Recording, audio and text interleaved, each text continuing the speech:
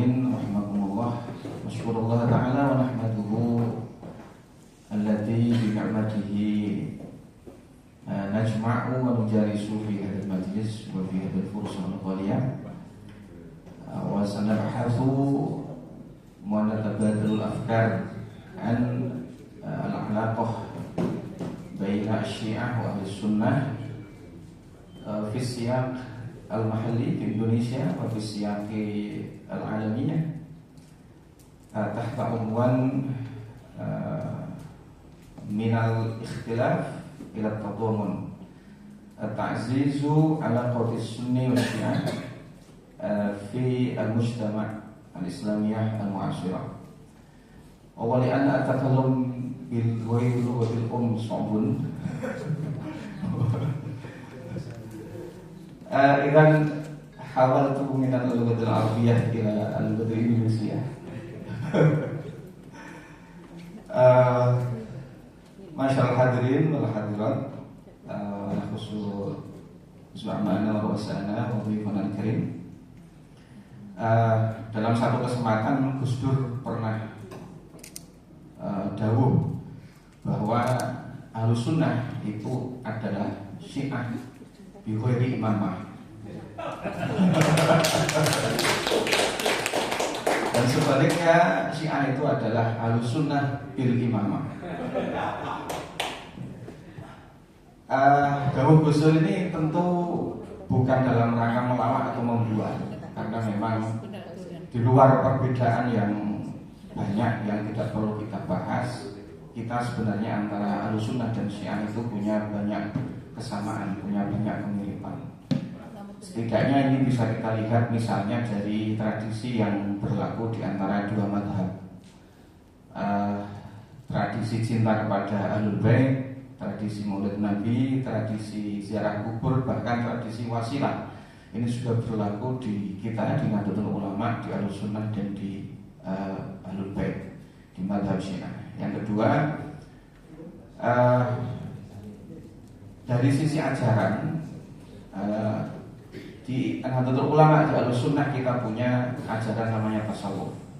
Hal ini juga berlaku di Syiah, tapi dengan casing yang berbeda, dengan nama irfan, dan antara tasawuf dan irfan ini saya kira punya relasi, dan ini bisa kita lihat dari genealogi keilmuan dalam tasawuf, yang mana kalau kita perhatikan beberapa thariqah Mu'tabarah di Nahdlatul Ulama ini, kalau kita telusuri sanad-sanadnya, ini bersambung kepada para imam Syiah. Misalnya di Thariqah Qadiriyah atau Thariqah Naqsyabandiyah, kita akan menemukan nama-nama imam Syiah seperti Imam Muhammad Al-Baqir atau Imam Ja'far As-Shadiq. Bahkan panutan kita dalam fikih empat mazhab, misalnya Imam Hanafi ini pernah berguru langsung kepada Imam Ja'far As-Shadiq. Jadi secara genealogi keilmuan kita ini sebenarnya ya tunggal guru, jadi tidak usah perlu ganggu gitu. Dan yang ketiga, dalam buku Atas Warisono Kiai Haji Agus Sunyarto ini pernah menulis bahwa salah satu penyebaran Islam di Indonesia, dalam konteks Indonesia, sebenarnya kita juga terpengaruh dengan Islam yang dibawa oleh para pedagang, para ilmuwan dari Persia.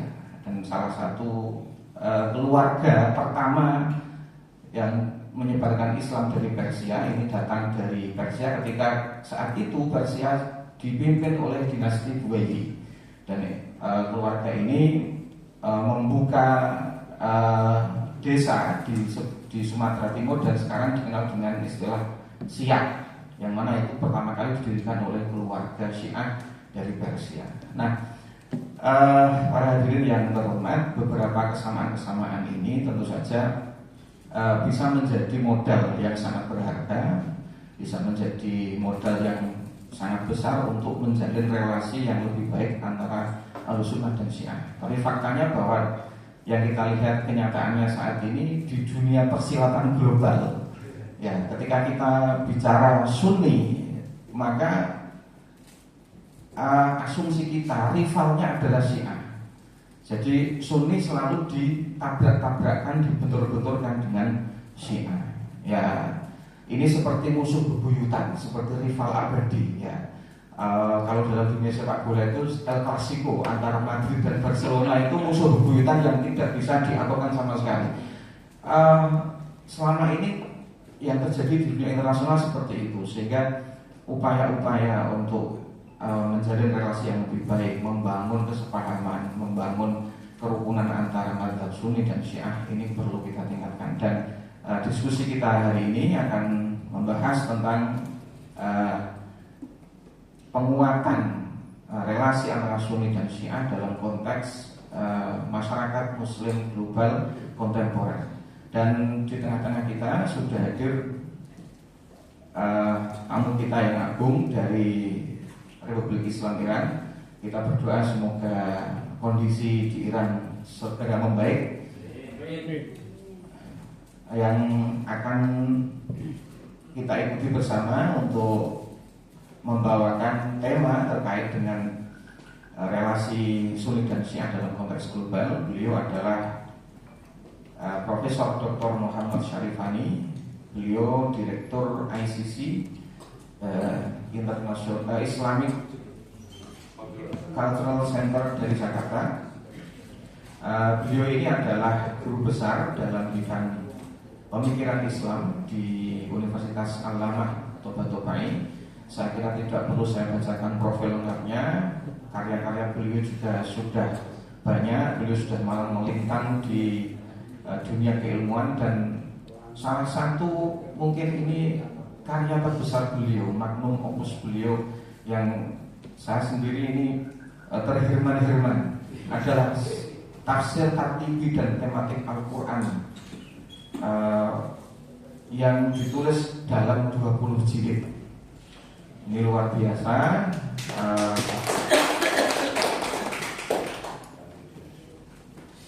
Mungkin barangkali kamus kita bisa membaca karya-karya beliau.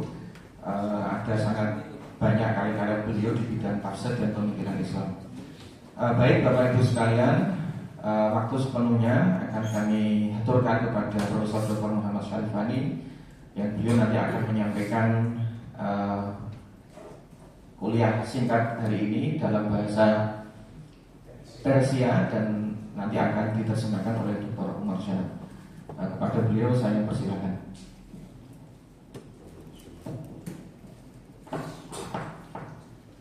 Assalamualaikum warahmatullahi wabarakatuh.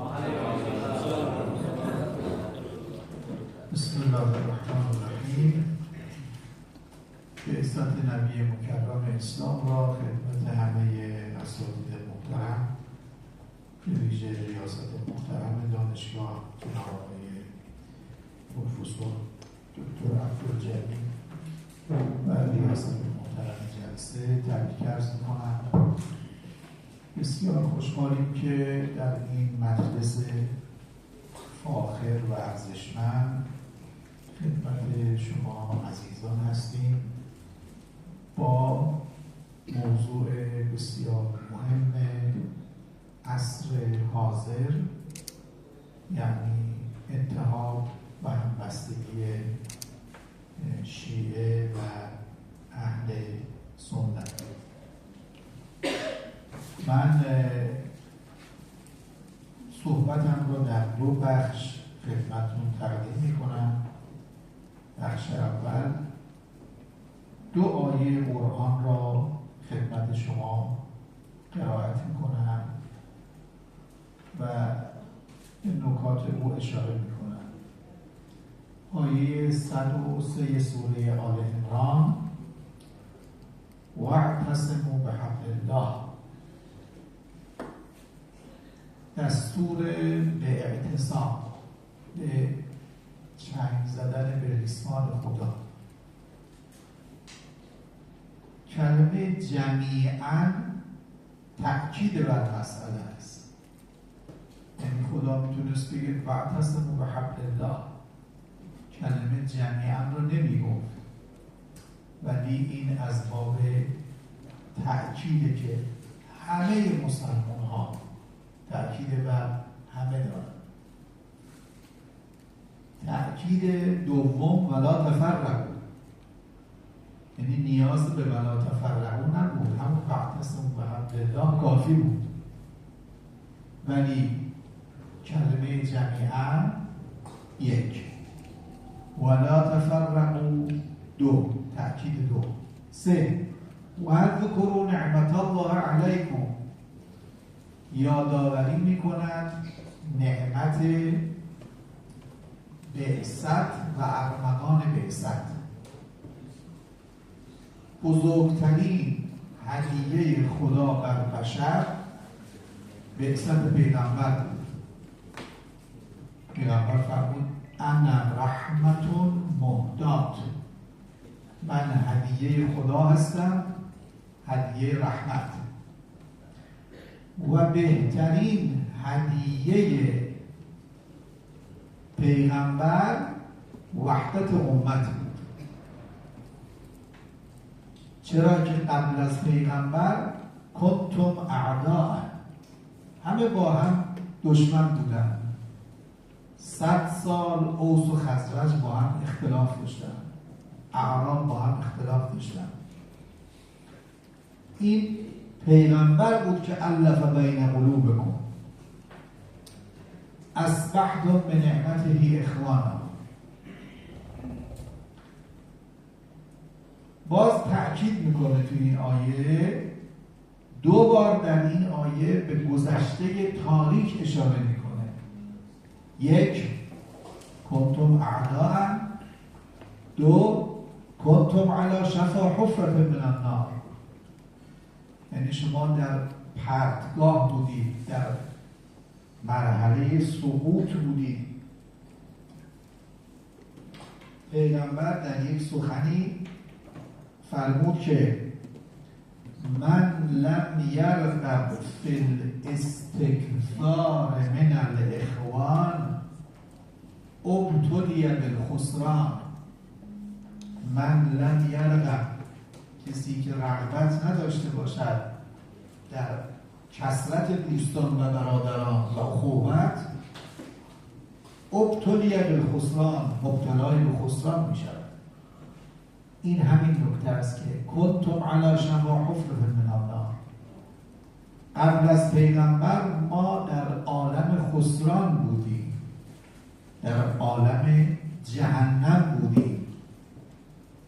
به یمن نبی رحمت اصبحتم اخوانا، اصبحنا اخوانا. ما در حال غرق شدن بودیم در دوران جاهلیت، با نعمت نبی رحمت انقاذ شدیم. انقذکم منها و انقذکم منها.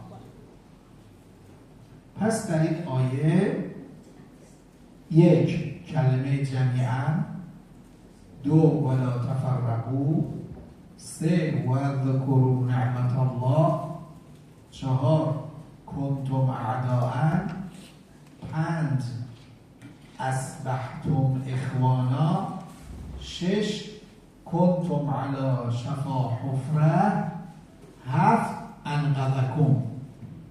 7 نکته در این آیه آمده است که همه دلالت بر اهمیت مسئله دارد.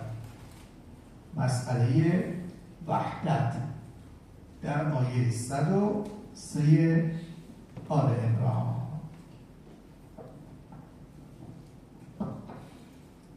بسم الله الرحمن الرحيم. السلام عليكم ورحمة الله وبركاته. الحمد لله رب العالمين. اللهم صل وسلم وبارك على سيدنا محمد وعلى آله سيدنا محمد. Amma ba'du. Rektor yang saya muliakan, Bapak-bapak pimpinan dari kampus Unisnu serta para dosen, kita bersyukur kepada Allah Subhanahu wa taala hari ini dengan izin Allah diperkenankan untuk mengadakan internasionalis Kasem pada hari ini.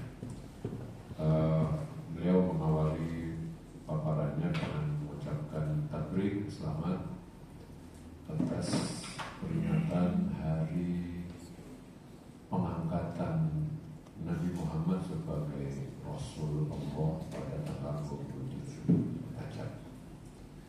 Ya, di kalangan ahli sunnah tanggal 27 Rajab diperingati sebagai hari Isra Mi'raj, tapi di kalangan Syiah lebih difokuskan kepada Yaumul Bi'tsah, yakni Bi'tsatun Nabi.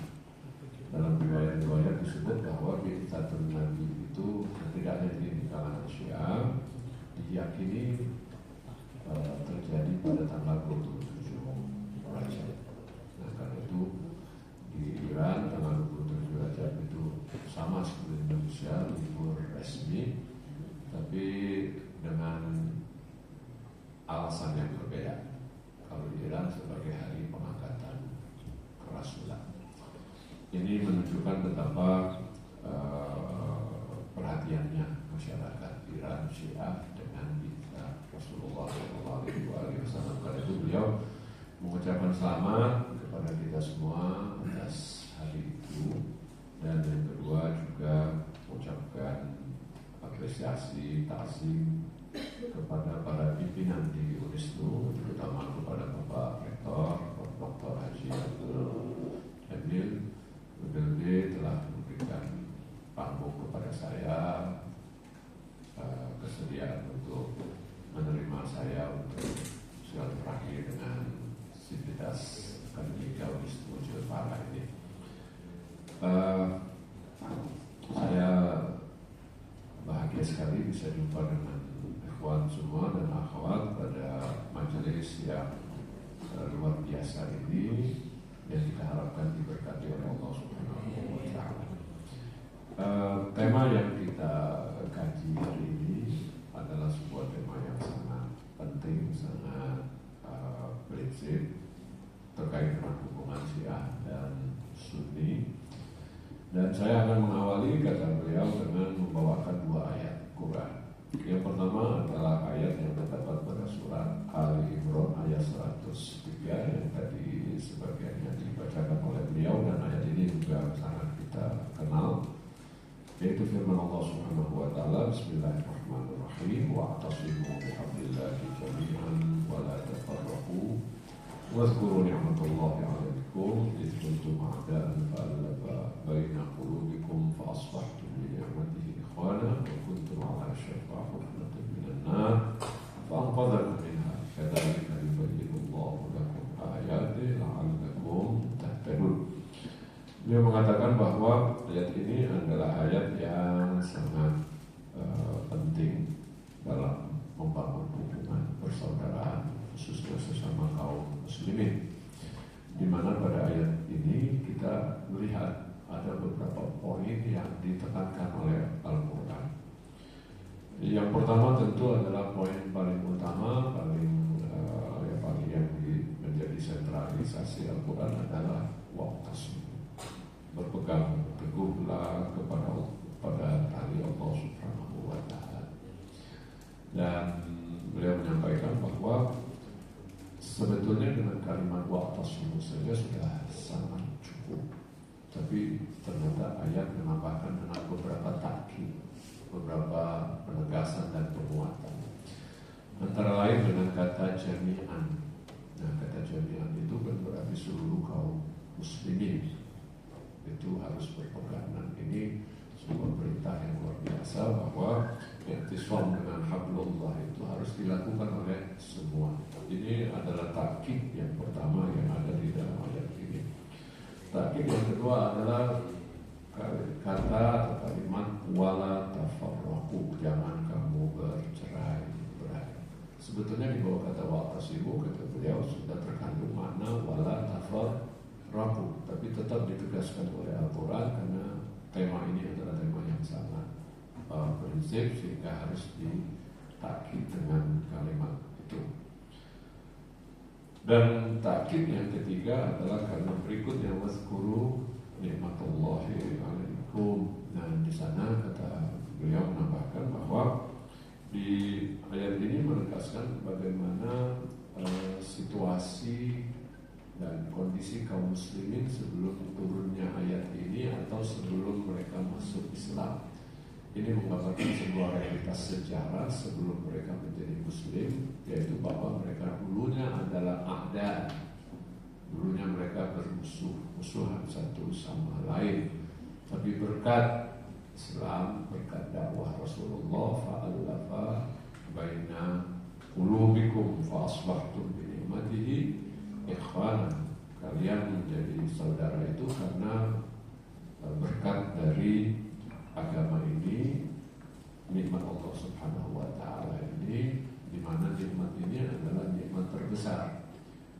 Beliau menegaskan bahwa nikmat terbesar yang Allah berikan kepada kita umat manusia dan kaum muslimin khususnya adalah nikmat al-bid'ah, nikmat pengangkatan Nabi Muhammad sebagai utusan Allah, sebagai Nabi. Itu adalah nikmat terbesar yang Allah berikan kepada kaum muslimin, di mana pada waktu itu diingatkan bahwa kaum muslimin sebelumnya bercerai-berai satu sama lain, bermusuhan, tapi melalui Rasul Allah allafa baina qulubina, Allah persatukan, jinahkan hati kita sehingga kita fa'asbahtu bi ni'matihi ikhwana, sehingga kita menjadi saudara-saudara. Penegasan berikutnya ketika Al-Quran mengatakan wa kuntum ala syafa hufratin minan nar fa anqadhakum minha. Dulu kamu itu berada di tepian neraka, tapi melalui Nabi Muhammad SAW kalian diselamatkan dari jurang api neraka itu. Ini adalah nikmat-nikmat yang luar biasa yang memberikan kepada kita, dan ini menunjukkan betapa persaudaraan sesama muslim itu adalah hal yang sangat prinsip dan sangat penting dalam kehidupan kita.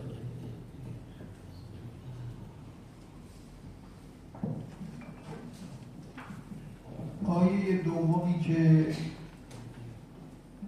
محور صحبتم هست آیه 92 تا 94 سوره طه. مضمون این آیه اینه که الاتحاد مع الكفر خیر من الاختلاف مع الاسلام. این محتوای این آیه است. حضرت موسی امت را به دست حضرت هارون سپرد و رفت کوه طور. وقتی برگشت همه مردم را سامری بتپرست کرده بود. همه مردم به دست سامری بتپرست شدند. موسی ریش هارون را گرفت. قال یا هارون ما منعک اذ رأیتهم ضلوا.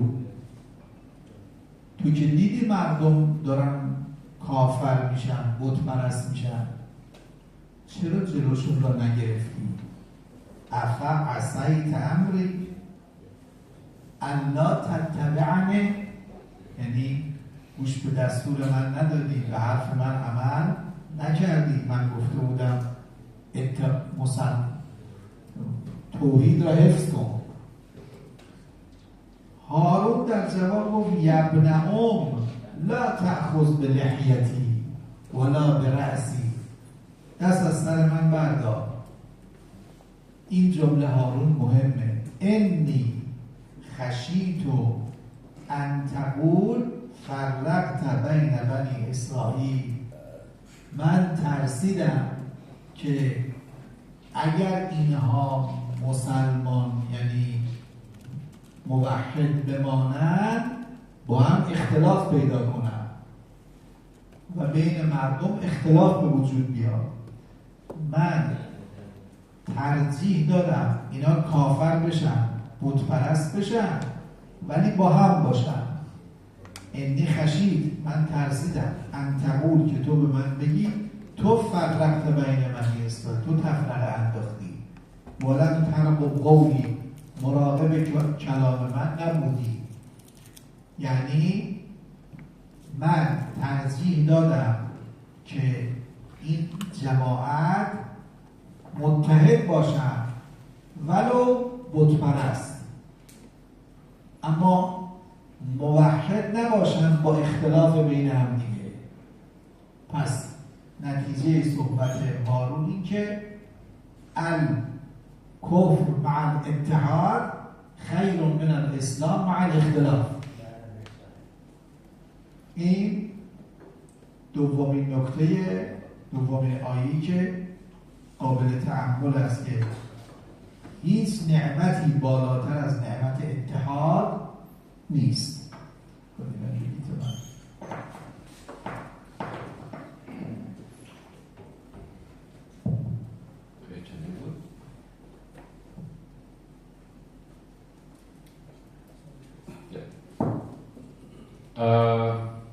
Ayat kedua yang ingin saya angkat pada kesempatan hari ini adalah ayat surat Toha dari ayat 92 sampai ayat 94, di mana pada ayat itu ya saya baca lagi tabarukan ya.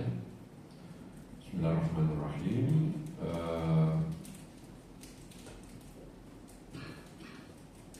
قالوا لن نبرح عليه عاكفين حتى يرجع إلينا موسى قال يا هارون ما منعك إذ رأيتهم ضلوا ألا تتبعن أفعصيت عمري قال إنه لا تأخذ بلحيتي ولا برأسي إني خشيت أن تقول فرقت بين بني إسرائيل ولم ترق قولي. Ayat ini bisa kita simpulkan, kata beliau yang tadi beliau tegaskan, kalau kita coba renungi ayat ini maka bisa kita simpulkan bahwa al-ittihad ma'al kuf khairun minal iftira, khairun minal iftira ma'al muslimin, bahwa bersatu meskipun dalam kekafiran lebih baik daripada bercerai dalam keislaman. Kira-kira seperti itu yang jauh coba simpulkan dari ayat ini. Artinya bahwa daripada berantem saling bunuh, saling bertikai, ya udah lebih baik kafir aja tapi damai bersatu, kira-kira seperti itu. Nah, dari mana kita bisa mengambil kesimpulan seperti itu? Kata beliau, dari penegasan Harun ketika dipersoalkan oleh Nabi Musa alaihi salatu wassalam, ketika Nabi Musa pulang dari Bukit Tur Sinai dan mendapatkan bahwa Bani Israel yang tadinya mereka itu muwahhidin, menyembah Allah Subhanahu wa taala, tapi gara-gara sa'iri mereka akhirnya menjadi penyembah berhala. Dan yang membuat Nabi Musa sangat emosional ketika melihat bahwa umatnya itu menjadi penyembah berhala, salah satu sasaran kemarahan Nabi Musa alaihi salatu wassalam adalah Harun. Karena itu Nabi Musa berkata kepada Harun, "Hai Harun, apakah engkau membantah perintahku? Afasalita amri?"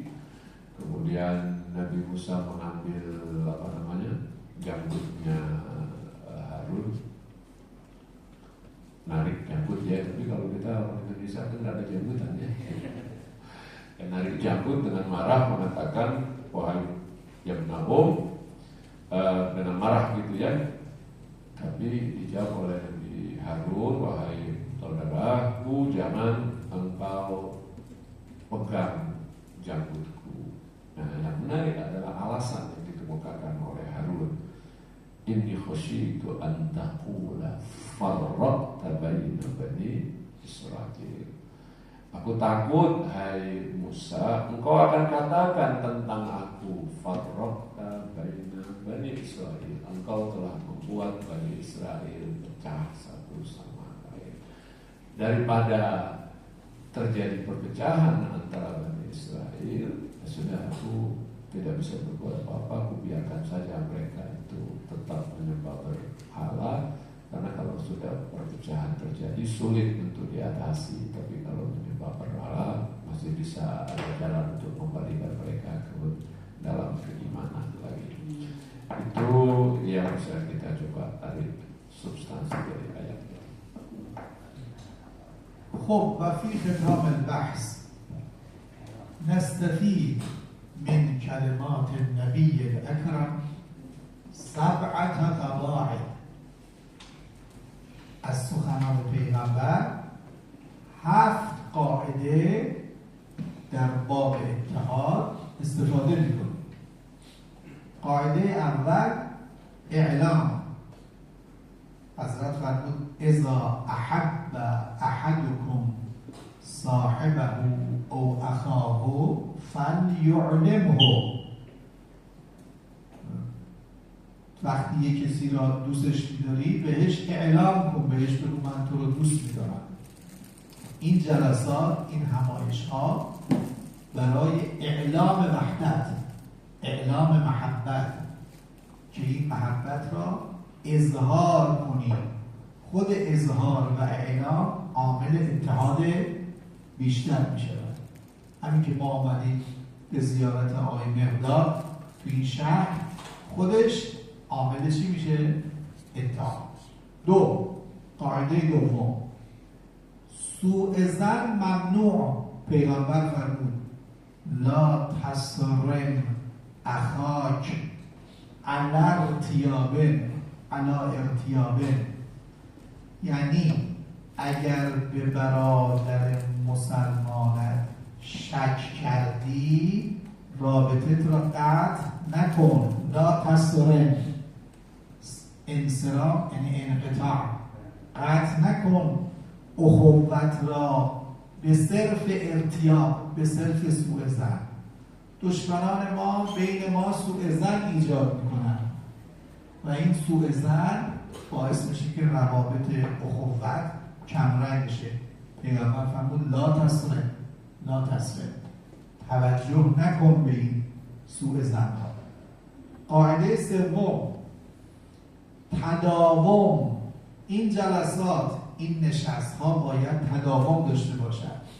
پیغمبر فرمود ان الله یحب المداومه علی الاخوه.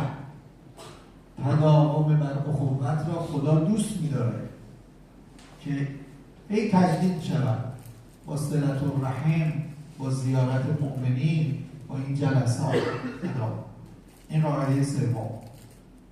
قاعده چهارم تفتیش عقاید ممنوع.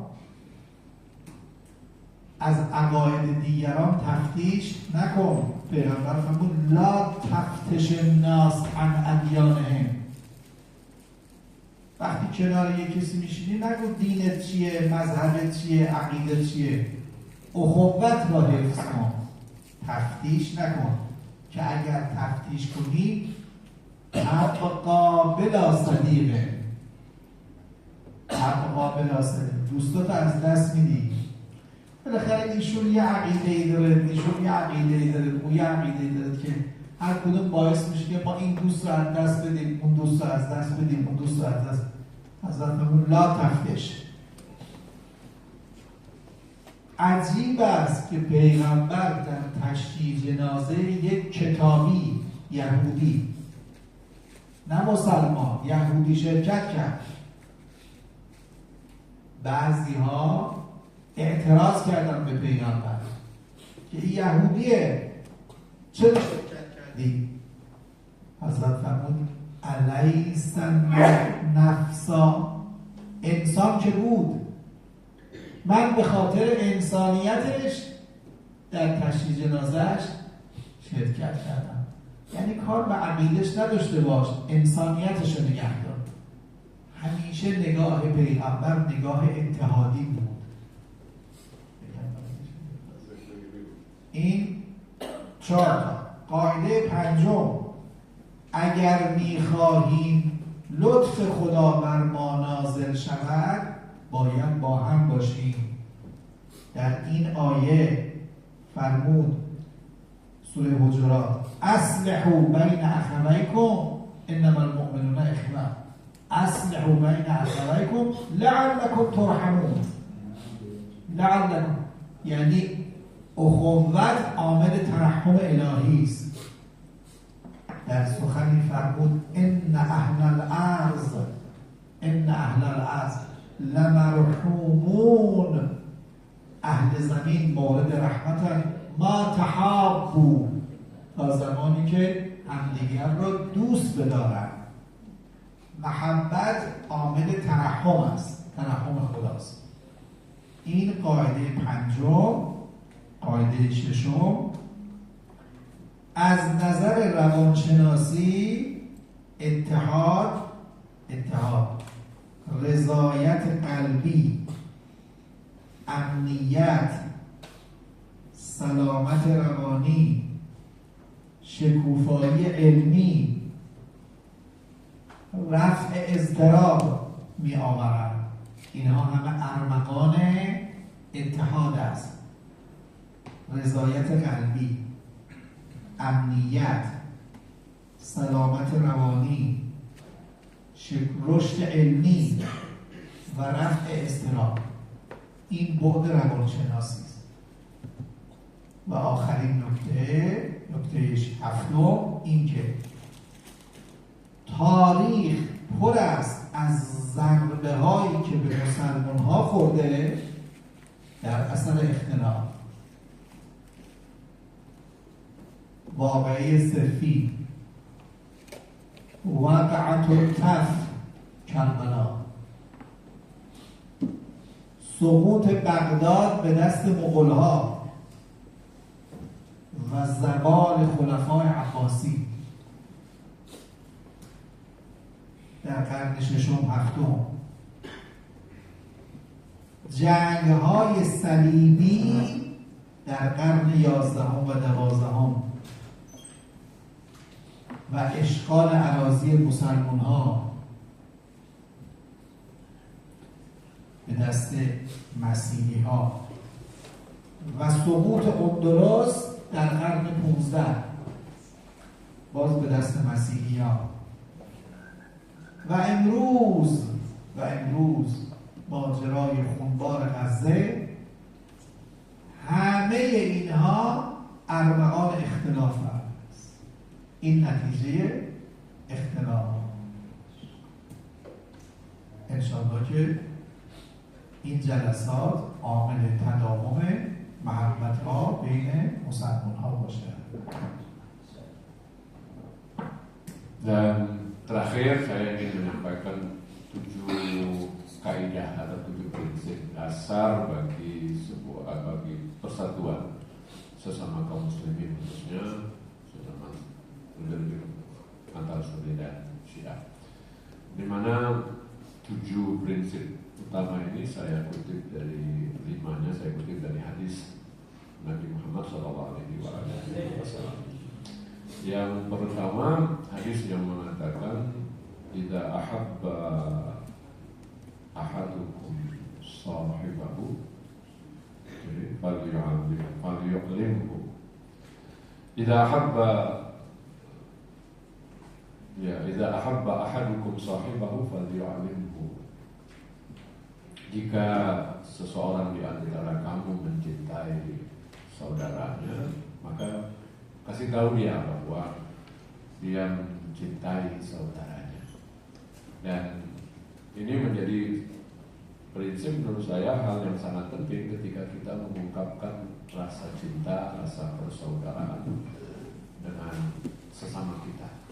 Saya kesini misalnya menyatakan hal itu kepada ketika saya berkunjung ke Ustaz Miqdad, saya katakan bahwa Anda saudara saya, dan sekarang pun saya nyatakan kepada Anda bahwa Anda adalah saudara saya, dan tadi juga dinyatakan oleh Bapak Rektor dan Pak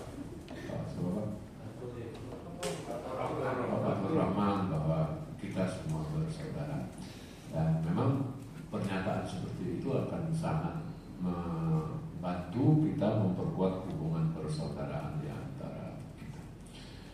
Yang kedua yang perlu kita lakukan sesuai dengan jelasan dari Rasulullah SAW untuk menjaga persaudaraan ini, kita harus semaksimal mungkin tidak terjebak dalam suudzon, tidak terjebak dalam prasangka buruk kepada sesama.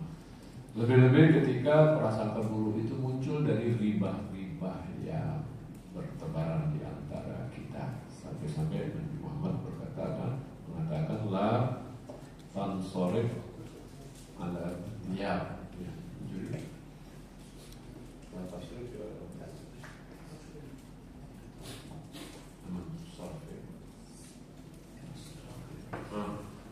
La tansorim ala ya. Hadis Nabi mengatakan kamu jangan terbawa, kira-kira seperti itu, jangan putus hubungan sesama kamu dikarenakan adanya omongan orang lain yang disebut dengan ghibah. Karena begitu kita mendengar ghibah tentang seseorang akan menimbulkan suuzon pada kita, dan ini akan berakibat kepada pecahnya hubungan. Nah, Nabi menegaskan kita tidak boleh memutuskan hubungan karena hanya berlandaskan ghibah yang kita dengar dari seseorang. Prinsip yang ketiga adalah al-mudawamah. Jadi adanya adanya konsistensi, ya, adanya hubungan yang terus menerus sesama kaum muslimin. Misalnya hadis yang mengatakan innallaha yuhibbul mudawamah 'alal ukhuwah. Nabi itu sangat menyukai konsistensi persaudaraan, adanya persaudaraan yang berlangsung terus menerus. Yang keempat itu larangan menanyain orang, apalagi melakukan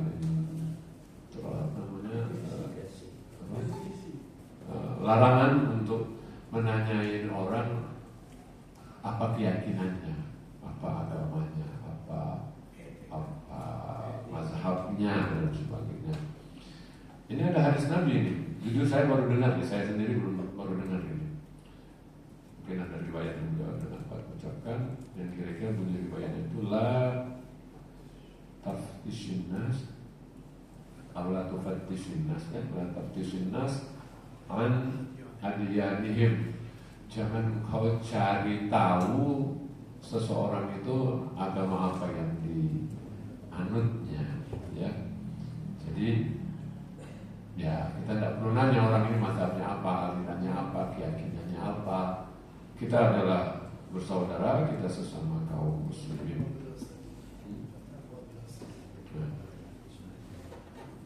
Jangan kamu tanya hadis itu dilataf tisnas ala adiyanihim fatabqa bila sadiq, kamu akan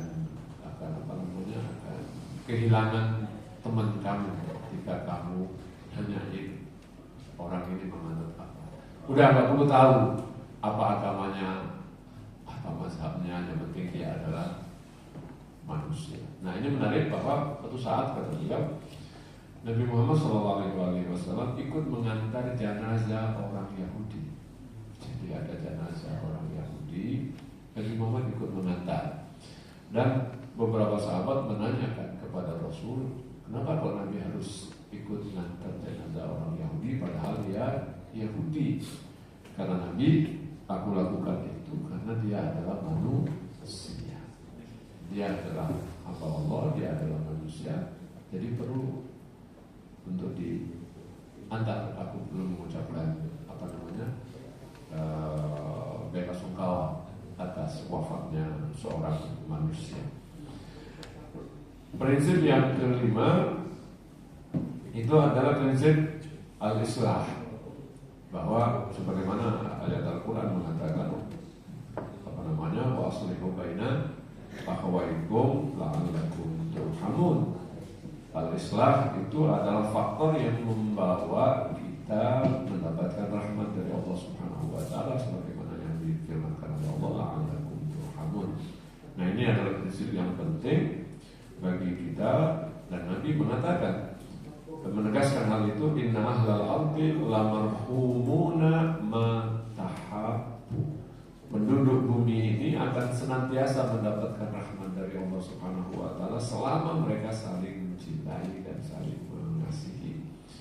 Kemudian yang kelima dan yang keenam dan yang ketujuh, beliau menegaskan bahwa para ahli jiwa menegaskan, para psikolog menegaskan bahwa ketika hati kita itu nyaman, ketika kita itu merasa tidak memiliki permusuhan satu sama lain, damai dalam kehidupan, maka itu akan memberikan pengaruh yang luar biasa bagi perkembangan rohani dan jiwa kita. Dan yang ketujuh, beliau mengingatkan bahwa sejarah kaum muslimin dari awal sampai sekarang membuktikan bahwa kehancuran kaum muslimin itu disebabkan oleh perselisihan yang terjadi di antara sesama kaum muslimin.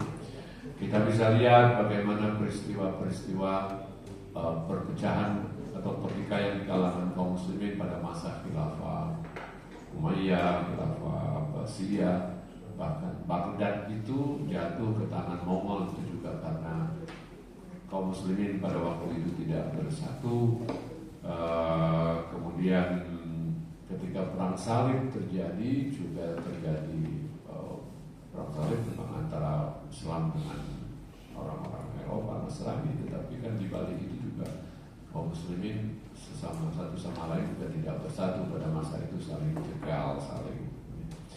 Dan bukti terakhir betapa perceraian sesama kaum muslimin itu, pertikaian sesama kaum muslimin itu merugikan muslimin adalah kasus Gaza yang saat ini sampai saat ini belum selesai karena kaum muslimin tidak memberikan kepedulian kepada orang-orang Palestina dan mereka bercerai tidak sepakat dalam menangani persoalan Gaza. Beliau mengatakan inilah yang dapat saya sampaikan untuk kita lanjutkan dengan diskusi kita. Terima kasih. Saya menerima dan mengucapkan Assalamualaikum warahmatullahi wabarakatuh.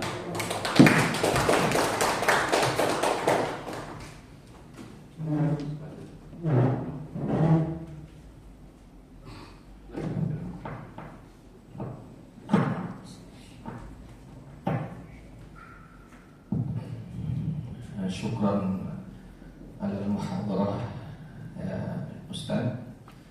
Ma'asyiral hadirin ya hadirin rahimakumullah. Min al-muhadarah allati alqaha al-Ustaz Dr. Muhammad Syarifani hunak iddatun nuqat.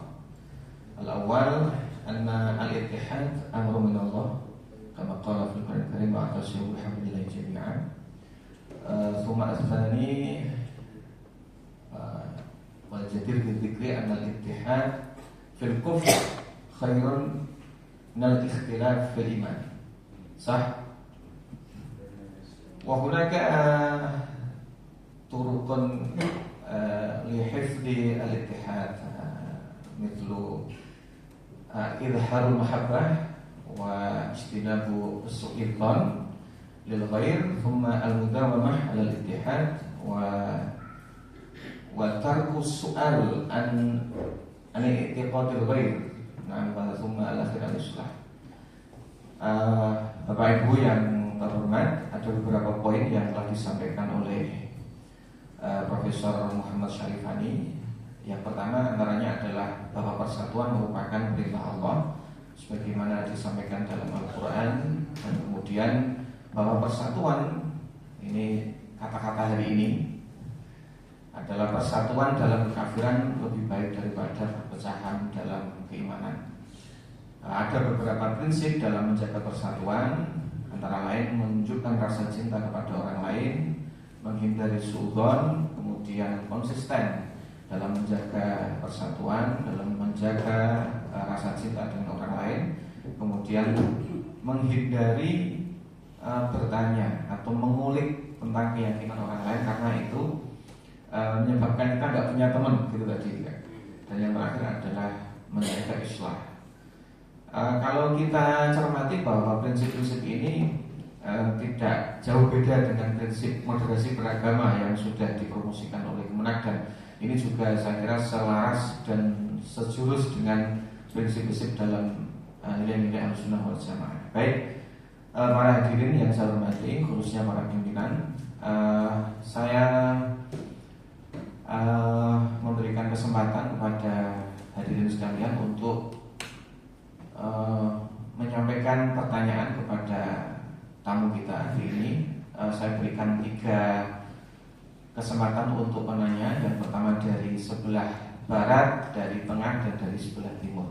Yang pertama dari Bapak Ketua LPM Pak Lev Lisan Mufti, kemudian yang kedua dari dekan Syariah dan Hukum Pak Wahidullah, kemudian dari sisi timur, ibu-ibu, karena ibu-ibu tidak ada yang bertanya.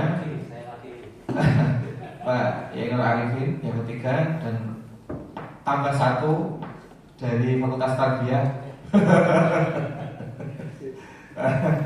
Dari Pak Dekan Fakultas Tarbiyah. Baik, saya persilahkan bagi Bapak Ibu yang bertanya. Yang pertama monggo Pak Alek. Assalamualaikum warahmatullahi wabarakatuh. Saya Alek Yusron Al-Mufti. Al-Mufti nama, bukan Al-Mufti ini nama setelah lahir. Jadi Alek Yusron Al-Mufti. Baik, berupaya untuk memahami yang disampaikan oleh Prof. Narasumber terkait dengan pentingnya persatuan.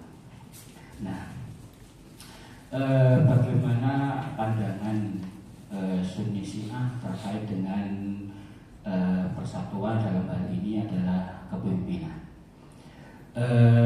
Kita tahu bahwa kepemimpinan Islam itu ada dikenal khilafah. Nah, upaya-upaya mempersatukan umat dengan khilafah ini justru malah menimbulkan perpecahan.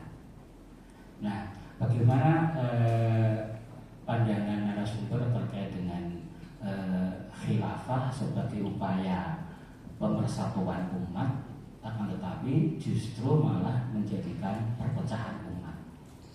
Terima kasih saja. Assalamualaikum warahmatullahi wabarakatuh.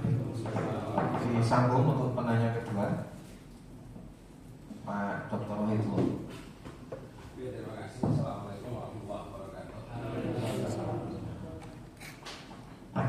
Baik, yang sangat menarik tadi yang disampaikan oleh Prof.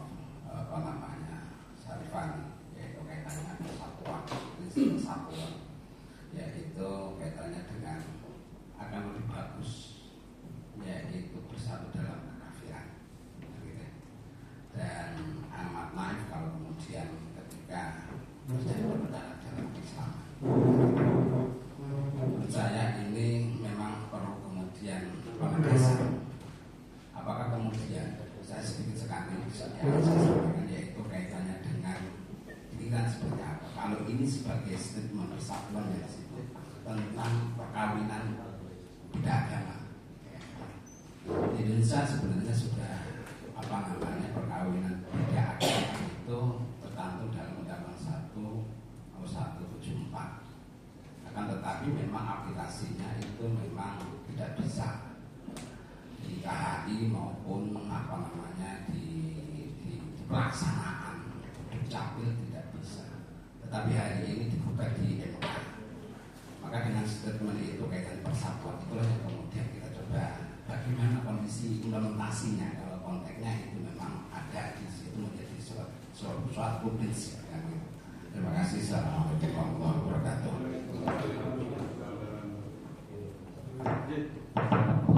Ya, terima kasih. Ada 3 hal atau minimal nanti 2 hal, tidak terlalu lama.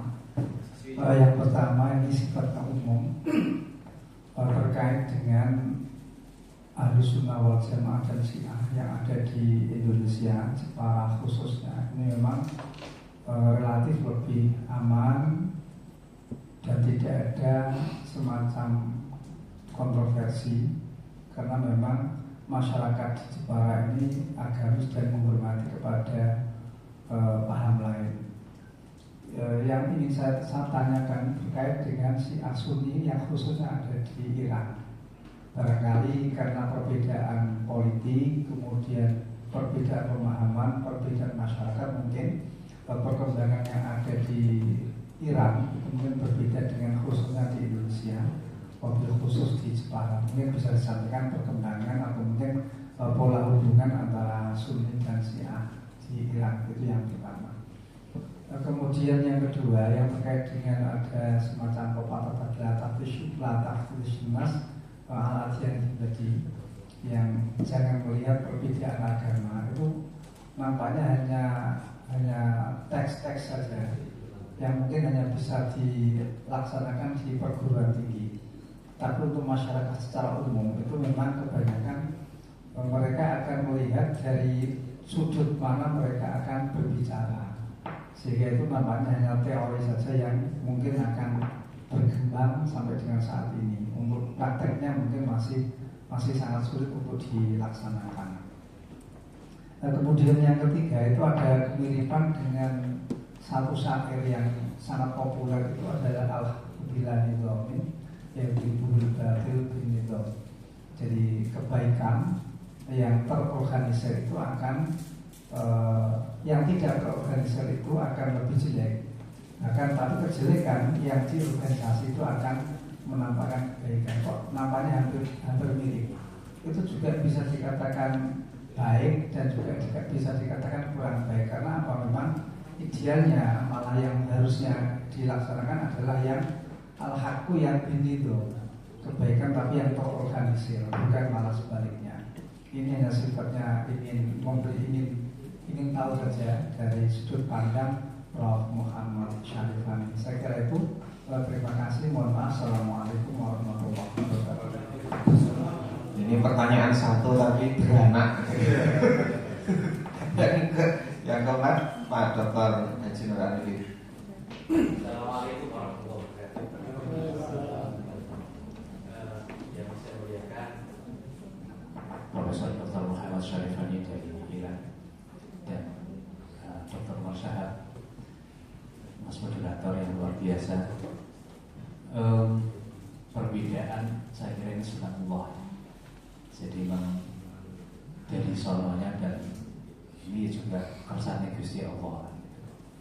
Namun bagaimana kita mensikapi perbedaan itu untuk bisa menjadi hubungan yang menguatkan.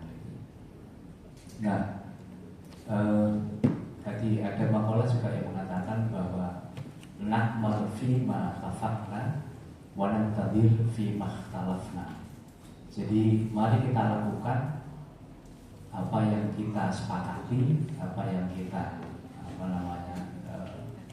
sama-sama yakini kebenaran, dan walang tabir kita berbesar hati atau toleransi terhadap perbedaan.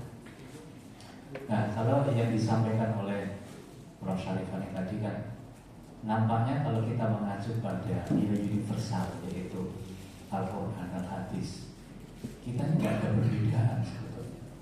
Kalau mengacu waqtasimu bihablillahi wala tafarraqu jami'an wala tafarraqu, tidak ada. Tetapi dalam implementasinya, dalam sehari-hari kita masih ada perbedaan, ikhtilaf. Yang itu bisa menimbulkan perbedaan keyakinan, perbedaan politik, perbedaan mulai dari historinya, sehingga orang akan bisa dikatakan mengambil jalan yang berbeda, atau kalau bisa dikatakan berpecah belah.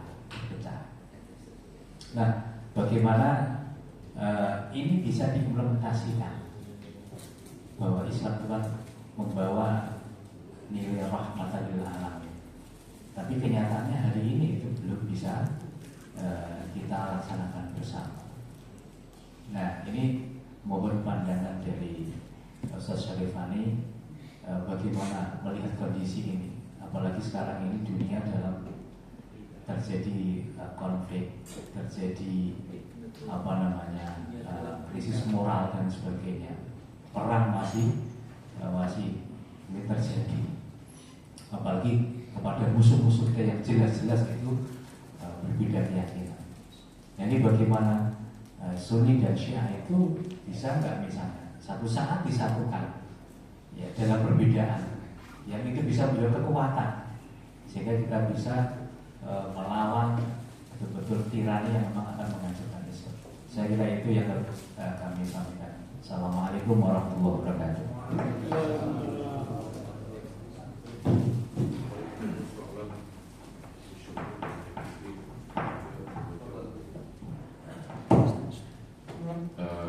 Saya harus terjemahkan dulu ke dalam bahasa Persia aja.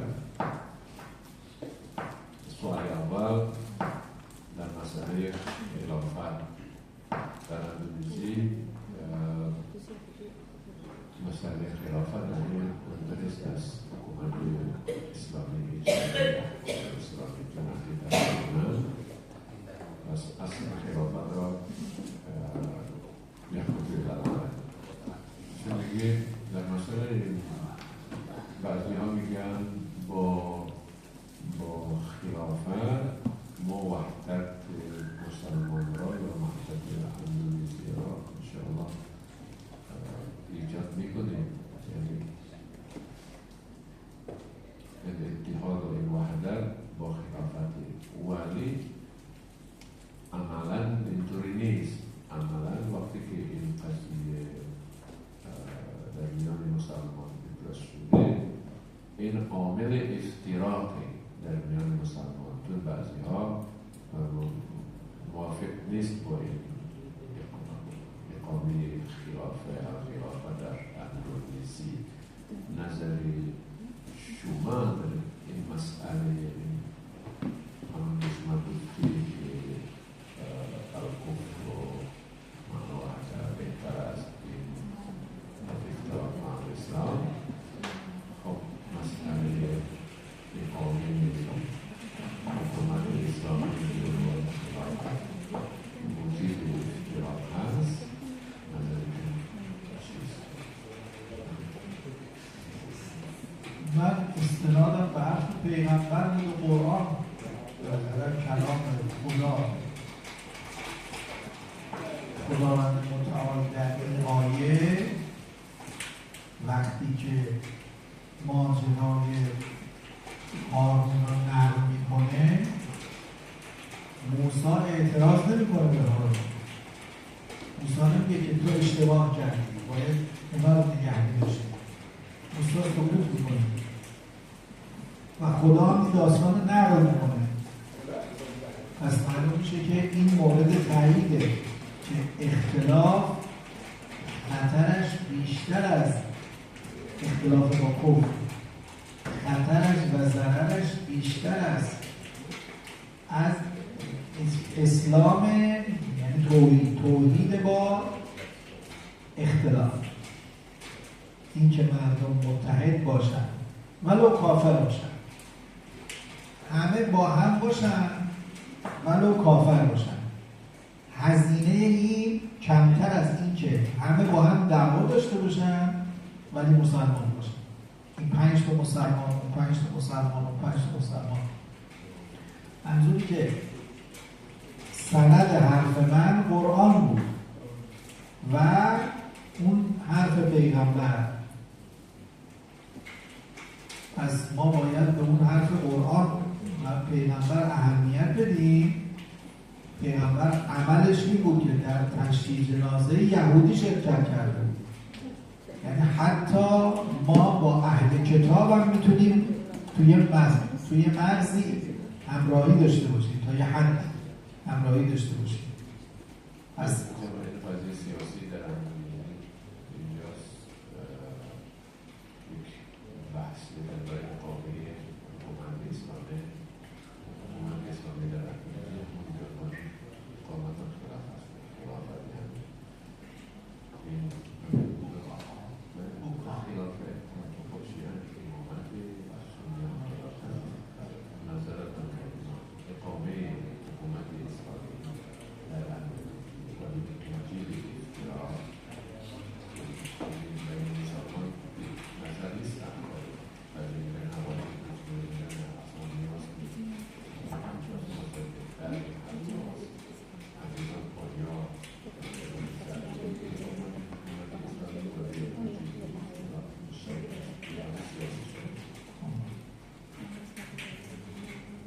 تا اونجایی که اختلاف ایجاد نکنه بله، ولی اگر اختلاف بین مسلمان‌ها ایجاد بشه نه، اگه اختلاف بشه. Ya, pertanyaan pertama dan beberapa pertanyaan yang lain itu ada hubungan ya. Nah, jadi tadi pertanyaan pertama terkait dengan bahwa khilafah itu menjadi faktor pemecah persatuan, walaupun ada ungkapan bahwa bersatu bersama khilafah, menurut beliau beliau ini jawaban beliau terjawab juga dan menyinggung juga beberapa pertanyaan berikutnya terkait apa yang dikatakan oleh Nabi Harun tadi. Sebetulnya Nabi Musa tidak menyalahkan Harun secara langsung, cuma Nabi Musa emosi dan apa namanya itu mempertanyakan Harun. Nah, kita tahu Al-Quran kemudian menukil cerita ini. Tentu di balik nukil Al-Quran ini pasti ada sesuatu yang penting. Nah, dari situ saya pribadi menangkap bahwa daripada berantem, bercerai-berai, berselisih, berperang satu sama lain, dipaksakan dalam suatu agama biasa, karena tidak ada pilihan kecuali tetap Islam tapi berantem satu sama lain, atau dalam kekafiran tapi mereka bisa damai. Ya, sepertinya yang bisa kita tangkap dari pernyataan Harun tadi bahwa sudah lebih baik bersatu. Nah, terkait dengan pertanyaan pertama itu adalah bagaimana kalau persoalan khilafah? Memang ini terkait dengan apakah kita perlu mendirikan sebuah sistem khilafah atau sebuah sistem negara berdasarkan prinsip keislaman seperti khilafah atau yang lainnya. Bagi saya, kalau memang kita dengan nama prinsip keislaman itu atau khilafah itu akan menimbulkan perpecahan satu sama lain, sesama kita, sesama muslimin, sesama anak bangsa dan alam manusia, yang lebih baik kita tidak perlu memaksakan untuk mendirikan sebuah sistem khilafah. Dia enggak begitu, karena dia enggak begitu tahu tentang Pancasila, tapi saya bisa mengatakan Pancasila di sepeda. Okay. Ya, soal itu sebenarnya kami Kisima Gusti boleh membuat di namanya istilah festival dalam kufir negara sendiri, festival Islam. Kopdar Anjali saya dalam solidikan bahasa mobil dan fit istiwa dari Muslimin oleh Muslimin khususan in doktoran Muslimin Joesnis dan fit istiwa itu kopi baik festival iman oleh Saudi. Pada dalam ini pada istiwa saya bisa dijalan menjadi Muslimin oleh Muslimin disebut mengangkat peranggohan nazar itu menjadi cie aman sana deh bahari یه مسائل فردی دینه. همینجا هم بعضی از مراجع اجازه میدن که مثلا یک مردی مسلمان مثلا با یک مسیحی ازدواج کنه، ولی حالا نظر بعضی هاست، اما این موارد فردی و جزئیه که ما بخوایم اصل مسئله اتحاد رو با یه مورد ازدواج مورد مثلا نقض قرار بدیم. مهم اینه که اون اتحاد حفظ بشه، ولی اتحاد در مرحله خانواده نیست که ازدواج کنیم با اونها. ازدواج مثلا شیعه و سنی که هیچ مشکل نداریم، ازدواج تو اهل کتابه که محل بحثه. حتی طهارتشون هم خیلی ها میگن طاهر مشکل نداریم. Pertanyaan kedua terkait dengan pernikahan antar agama, menurut beliau ini adalah persoalan yang far'i, problem individu ketimbang persoalan yang lebih mendasar. Nah, ketika kita berbicara tentang persatuan tadi, hubungan persatuan dan perpecahan itu adalah persoalan yang lebih prinsip dan tentu itu yang paling harus kita utamakan. Tapi kalau persoalan-persoalan yang sifatnya juz'i yang tadi itu ada alasan-alasan tertentu. Nah, para ulama Syiah mengatakan kalau kita suaminya adalah Muslim, itu ada toleransi untuk menikah dengan ahli kitab atau lain agama. Tapi memang ketika dari sisi perempuan yang muslimah itu memang semua ulama mengatakan tidak dibenarkan, karena kita tahu bahwa ayat Quran pun memberikan isyarat seperti itu. Tapi ini kan bukan satu hal yang harusnya membuat perpecahan antara hubungan agama antara muslim dengan bukan muslim, karena ini persoalan-persoalan yang sangat individual. Tapi kan kalau sama lain mazhab itu nggak ada masalah. Kalau ulama Syiah mengatakan bahwa antara Sunni dan Syiah dari 12 pihak laki atau perempuan itu sesuatu yang dibenarkan, tidak dilarang, dan terjadi perkawinan antar mazhab di Irak itu sendiri. Ya, itu pertanyaan yang kedua yang dijawab oleh beliau. Pertanyaan yang ketiga ada tiga pertanyaan ya. Ya. Soal yang awal dan awal dan ini soal kemudian dapat dimanfaatkan ilahi sunnah syekh misalnya sebentar usaha ini dan makasih kasih daripada Indonesia dengan motivasi oleh wali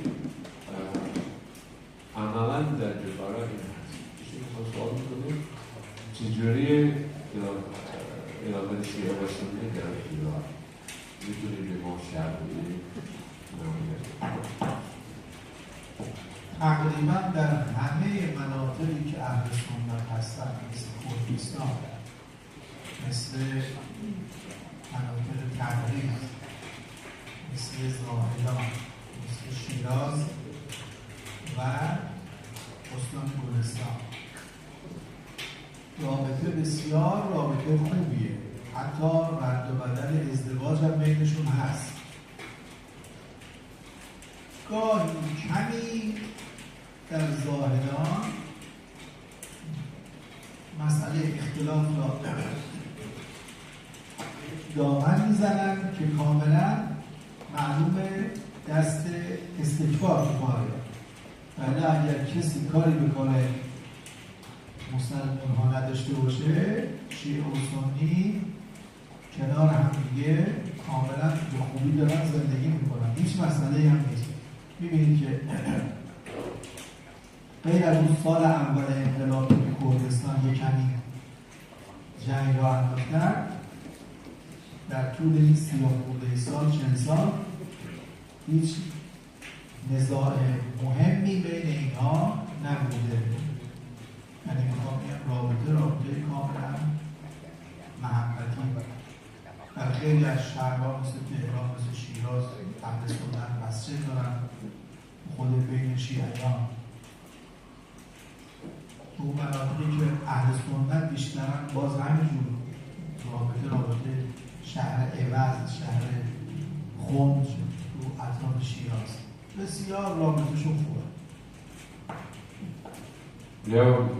امروز اصلا این مسئله تقریبا تو ایران حل شده است. Menjawab pertanyaan kedua terkait hubungan Sunni Syiah di Iran, beliau mengatakan bahwa persoalan Sunni Syiah di Iran sekarang ini praktis sudah tidak muncul lagi. Jadi memang betul kata beliau di awal revolusi sempat terjadi upaya semacam pemberontakan yang dilakukan oleh suku Kurdi di awal-awal revolusi tahun 1980, tetapi itu sesungguhnya bukan sebuah bukan menggambarkan perpecahan antara Sunni dan Syiah, tapi lebih kepada upaya-upaya politik di mana suku Kurdi berusaha untuk menuntut otonomi wilayah. Ya. Di Iran itu praktis sejak revolusi sampai sekarang belum pernah terjadi ada satu pertikaian Sunni Syiah, praktis belum pernah terjadi. Memang sempat ada gejolak sedikit di Zahedan dekat perbatasan dengan Pakistan. Ada kelompok-kelompok tertentu yang lagi-lagi ini adalah politis, ya ada kelompok-kelompok tertentu yang punya tujuan politis dan berusaha untuk mengacaukan persatuan. Nah, di sana memang terjadi, tapi pada dasarnya di kota Zahedan sendiri di kalangan masyarakat tidak ada. Dan di Iran Anda bisa datang bahwa sudah nggak muncul lagi. Jadi di sana itu nggak ada lagi istilah persatuan Indonesia. Jadi bukan jadi bahan, itu sudah real, mereka satu sama lain dan perkawinan atau apapun itu terjadi secara lumrah di Iran. Soalnya Muslimu mungkin waktu ini dan beri wahda balik mau terjadi wahda dari Syiah banyak Muslimun banyak Muslimun waliin amalan dan domisboho dan dunia mukhalaf. Jadi dari dunia awal ini jadi saya muskilin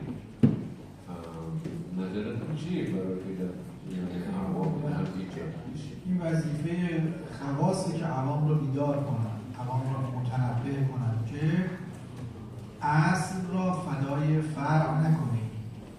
اصل با هم بودن اتحاد، برکات اتحاد.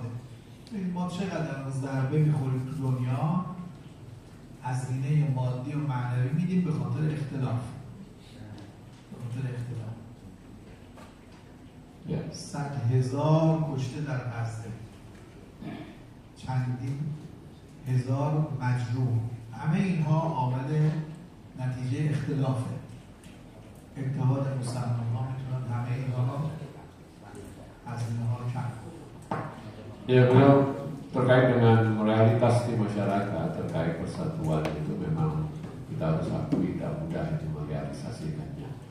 Tapi sebagai akademisi, sebagai para ulama, ya kita bertanggung jawab untuk melakukan itu, memberikan penyadaran dan edukasi kepada masyarakat tentang perlunya persatuan ini. Beliau menegaskan bahwa sebuah prinsip tidak boleh dikorbankan karena satu dua persoalan yang sifatnya justi. Kita harus lebih memegang pada hal yang lebih prinsip. Persatuan itu adalah hal yang sangat prinsipil. Tapi persoalan-persoalan kecil itu tidak boleh menjadi satu alasan untuk seseorang itu bertikai. Bahwa ini kalimat Amir Asim Ali al-Haqqu bila nizam yaqibu al-Haqqu bila nizam yaqibu al-Batil bin nizam. Maka dibukti hak dari munazzah min maghlubi al-Haqqu tanzim ini dirukunin dari Nabi Balawi al-Rus. Jadi al-Haq agar disomna dari maghlubi kuf bolnisol. Kalau ini semua ini sebagai hadis. اختیار داره که الملک و یقوا مع الکفر ولا یقوا مع الظلم. اختلاف ظلمه. Ya Pak, yang tadi dikatakan tentang itu beliau mengungkapkan ada ungkapan lagi bahwa disebut al-haqqu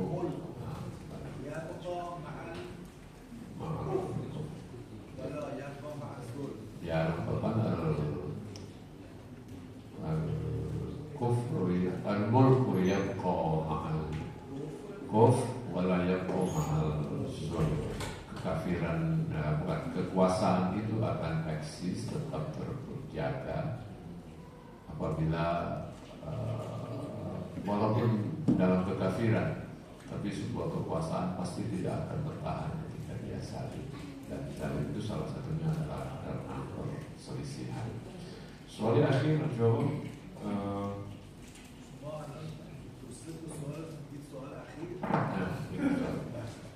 Itu soal. Ini soal akhir. Soal akhir ini al-ikhtilaf sunnatullah ini. Yani mustaqim Islam, ini sunnatullah. Wa balimo sa'id kuni kima bainimo dijadi ittihadi wahdati hambas jadi. G menjo ideas na'malu fi mattafaqna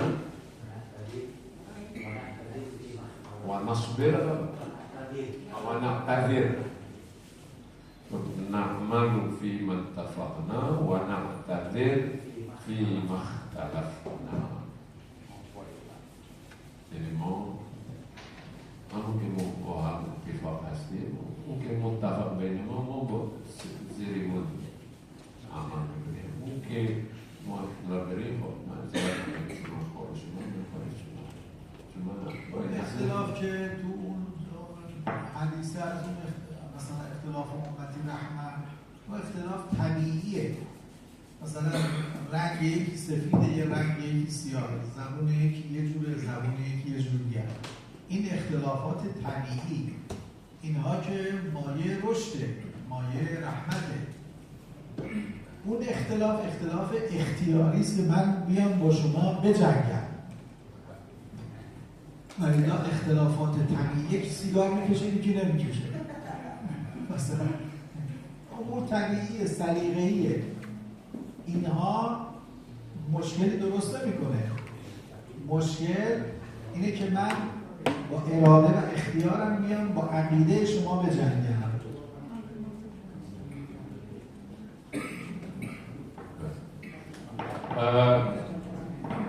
Beliau coba memberikan ada hadis yang mengatakan ikhtilafu ummati rahmah atau yang tadi disebut sunnatullah.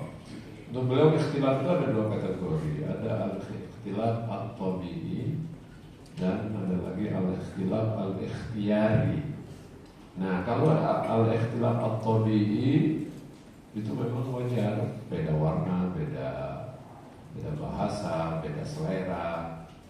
Orang yang suka merokok, seperti ulama-ulama Syiah di Irak itu rokok semua. Nah, tapi kalau di Qom ulama-ulamanya nggak merokok biasa. Jadi kita suka bilang bercanda Pak, kalau NU itu ulama-ulamanya sama dengan Syiah di Irak dalam hal rokok, tapi kalau Muhammadiyah sama dengan Qom karena ulama-ulama Qom pada dasarnya tidak merokok. Termasuk beliau tidak merokok. Dan bilang perbedaan antara ikhtilaf yang tabi'i sama ikhtilaf yang ikhtiyari, ya yang disebut oleh Rasulullah ikhtilaf baina ummati rahmah itu lebih kepada ikhtilaf yang sifatnya tabi'i, yang alami. Tapi kalau yang ikhtiyari, nah itu yang repot karena ikhtiyari itu bisa melahirkan pertikaian. اصلا خدا همه آدما رو مختلف خلقکم اطوارا متغیرین جور و جور، اما این اختلاف طبیعیه. این طبیعی که مشکل درست میکنه، این عامل رشده. اون اختلاف اختیاریه که من با اراده خودم میام با شما شروع میکنم به جنگیدن. Ya, problem kita di ikhtilaf ikhtiyari itu karena begitu kita berbeda satu sama lain dan muncul ada rasa kecongkakan dan sebagainya, nah itu akan menimbulkan perselisihan. Nah tentu Allah SWT tidak mengendaki itu. Kalau ikhtilaf tabi'i, kalau hukum atwaro bahwa kamu itu diciptakan oleh Allah SWT dalam berbagai perubahan itu adalah hal yang sangat alami. Oke.